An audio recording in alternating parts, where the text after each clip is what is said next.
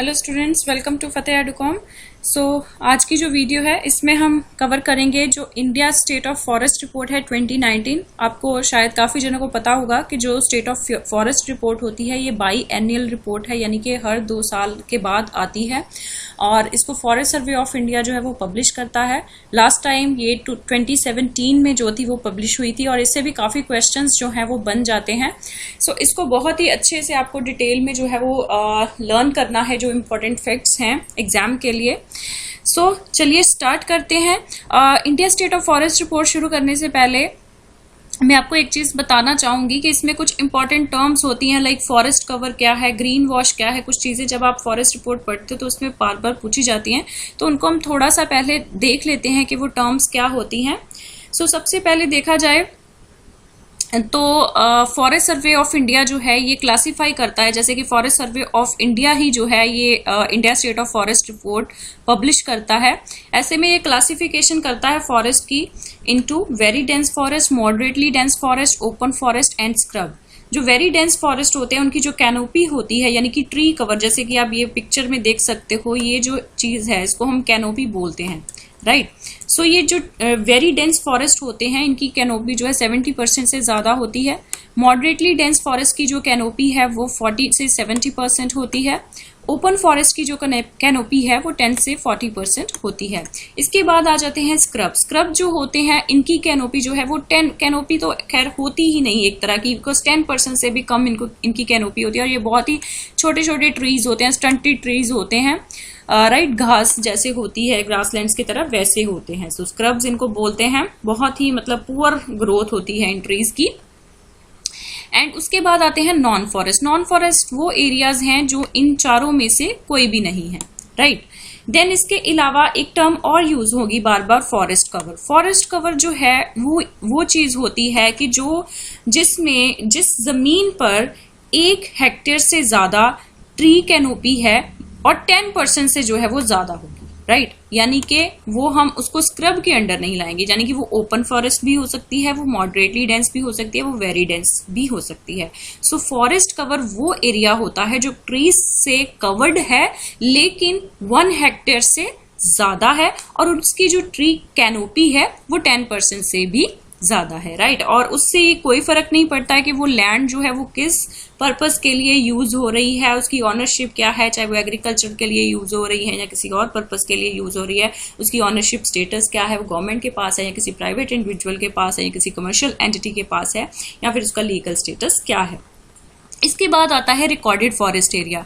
Recorded forest area या green wash area जो होता है, समटाइम्स इंटरचेंजेबल टर्म्स हैं। रिकॉर्डेड फॉरेस्ट एरिया वो एरिया होता है which are legally notified forest. Means के कई बार सरकार कहती है कि फॉरेस्ट जो रिकॉर्डेड फॉरेस्ट एरिया है वो इस साल हमारा इंक्रीज हो गया है। इंक्रीज होने का मतलब ये नहीं है कि वहां पे ट्रीज जो हैं वो उगा दिए गए हैं या प्लांटेशन या एफोरेस्टेशन कर दी गई है, नहीं, ठीक है। रिकॉर्डेड फॉरेस्ट एरिया जो अगर इंक्रीज होता है तो उसका ये मतलब है कि गवर्नमेंट ने अपने रिकॉर्ड्स में कुछ फॉरेस्ट एरिया जो है वो बढ़ा दिया है, ठीक है। पहले मान लो जो रिकॉर्डेड फॉरेस्ट एरिया था वो कोई एक एग्जांपल देती हूँ, वो 1000 स्क्वायर किलोमीटर था। इस बार गवर्नमेंट ने सोचा कि कुछ और एरिया को रिकॉर्डेड फॉरेस्ट एरिया में इंक्लूड कर देते हैं, तो इस बार जो रिकॉर्डेड फॉरेस्ट एरिया है उसने 1200 स्क्वायर किलोमीटर कर दिया है। जस्ट एन एग्जाम्पल, ठीक है।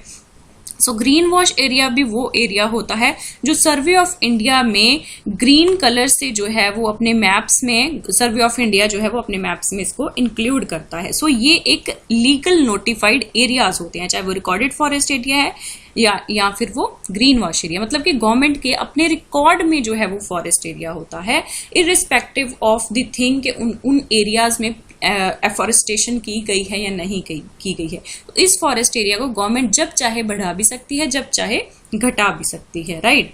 So this data may not reveal the actual status of forest on the ground. तो इससे आपको थोड़ा क्लियर हो जाएगा। अब बात करते हैं India state of forest report 2019 की। सो ये बाई एनुअल रिपोर्ट है। बाई एनुअल रिपोर्ट का मतलब कि ये साल में जो है 2 साल के बाद जो है वो पब्लिश की जाती है और इसको पब्लिश करता है forest survey of India. And में हम ये भी देखेंगे कि फॉरेस्ट सर्वे ऑफ इंडिया में क्या क्या मेथोडोलॉजी जो है वो यूज होती है। सो ये एक मैंडेटरी सर्वे है जो फॉरेस्ट सर्वे ऑफ इंडिया को करना ही होता है।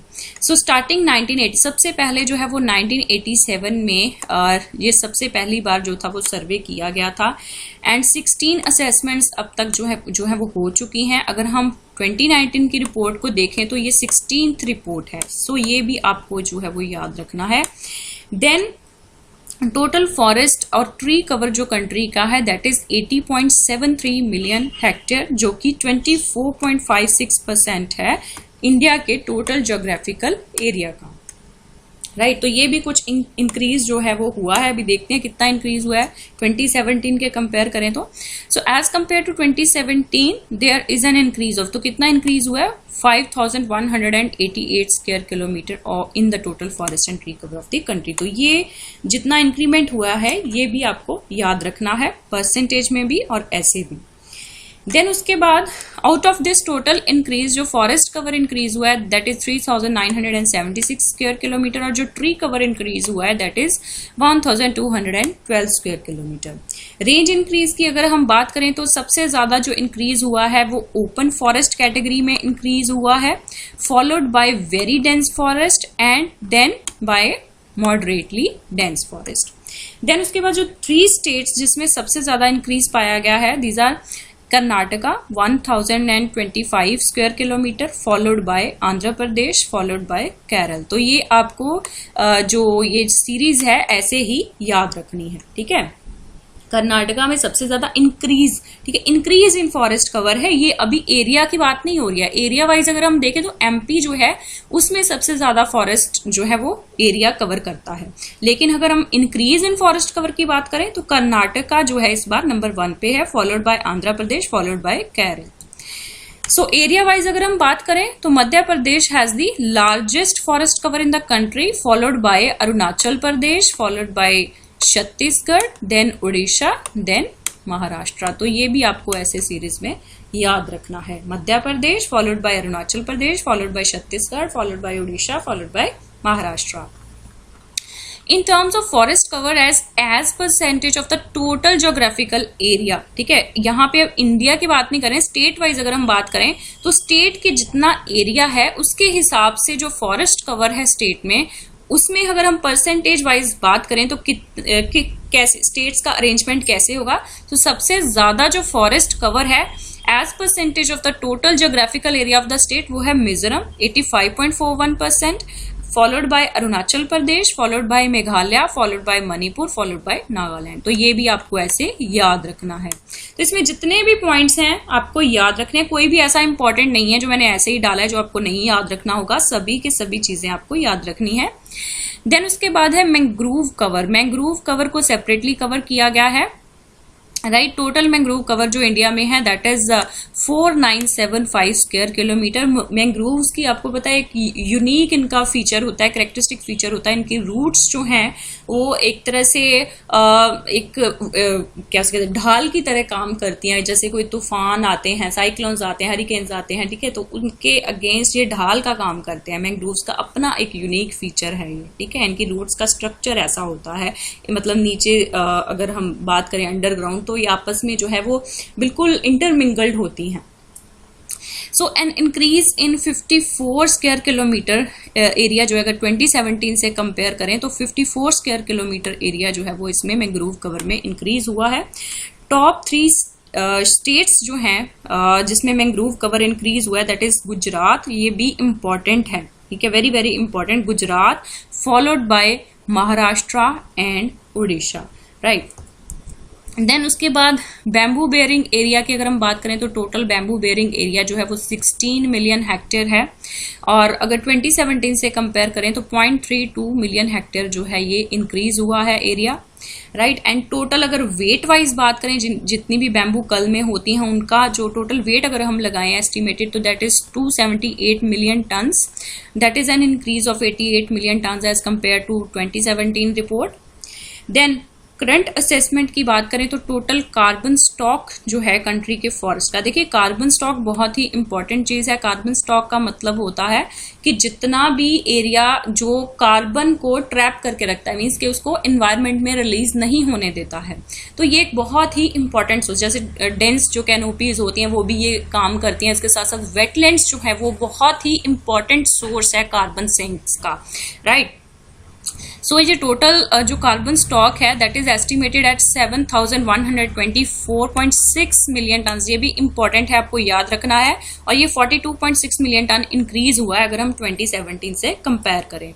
तो इसका मतलब है इंडिया जो है वो पेरिस एग्रीमेंट का जो इसकी कमिटमेंट है उसके हिसाब से बिल्कुल सही चल रहा है। जो इसकी कमिटमेंट है कितनी, 2.5 to 3 बिलियंस में है, ठीक है। तो अभी इतना जो है अब हमारी जो गवर्नमेंट है उसको अचीव करना है कार्बन सिंक्स की अगर हम बात करें। सिमिलरली वेटलैंड्स भी आपको पता है कार्बन सिंक्स का अच्छा खासा सोर्स होते हैं। साथ में अगर हम फ्लोरल एंड फॉनल दोनों ही बायोडाइवर्सिटीज की बात करें, एनिमल और प्लांट्स की, तो ये भी these areas are rich in biodiversity, right. तो due to importance of wetlands, Forest Survey of India has carried out an exercise at the national level to identify wetlands of more than 1 hectare within the recorded forest area. So there are around 62,466 wetlands जो कितना area cover करते हैं, recorded forest area का 3.8% area जो है वो cover करते हैं। सो अमंग दी स्टेट्स गुजरात जो है इसमें सबसे ज्यादा कवर होता है एरिया अगर हम वेटलैंड्स की बात करें, तो ये भी इंपॉर्टेंट पॉइंट है आपका यहाँ पे, right, followed by West Bengal.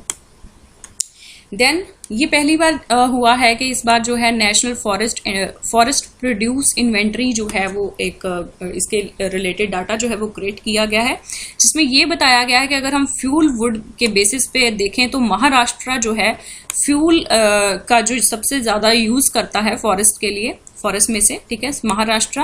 जबकि अगर हम फॉडर या स्मॉल टिम्बर, बैम्बू, ये सब चीजों की बात करें, मींस जो फॉरेस्ट प्रोड्यूस होती हैं उनके ऊपर जो डिपेंडेंस है वो एमपी की सबसे ज्यादा, यानी कि फ्यूल की जो यूसेज है वो महाराष्ट्र में सबसे ज्यादा है फॉरेस्ट में से।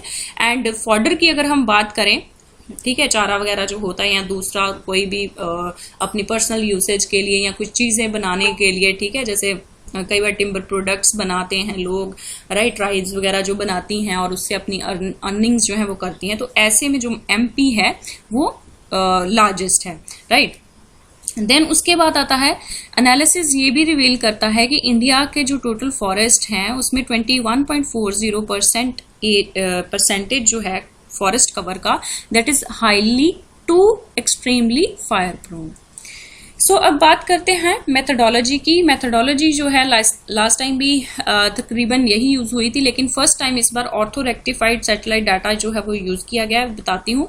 सो बायएनुअल असेसमेंट और forest covering using mid resolution satellite data is based on the interpretation of LIS-3 data. LIS-3 क्या है? This is linear imaging self scanning sensors. ये सेंसर्स होते हैं जो रिमोट सेंसिंग सैटेलाइट में यूज करते हैं और ये स्कैनिंग के लिए यूज किया जाता है, एक प्रॉपर मतलब क्लियर कट पिक्चर लेने के लिए प्रॉपर एरिया की। And with the scale of interpretation 1:50,000 to monitor forest cover and forest cover changes at district, state and national level. And for the first time orthorectified satellite data जो है वो use किया गया है। ये data इतना ज्यादा effective क्यों है? क्योंकि इसमें किसी भी तरह की डिस्टॉर्शंस जो हैं, इमेजेस में किसी तरह की डिस्टॉर्शंस आती हैं, चाहे वो रिलीफ को लेके आती हैं, चाहे वो टिल्ट्स को लेके आती है, तो वो सारी इसमें जो है वो रिमूव हो जाती हैं। सो एक clear cut image, clear cut position, चाहे वो डिस्टेंस के हिसाब से हो, एंगल्स के हिसाब से हो, एरियाज के हिसाब से, तो क्लियर कट इमेज जो है वो इसमें मिलती है। So that was all about India state of forest report 2019। Thank you very much.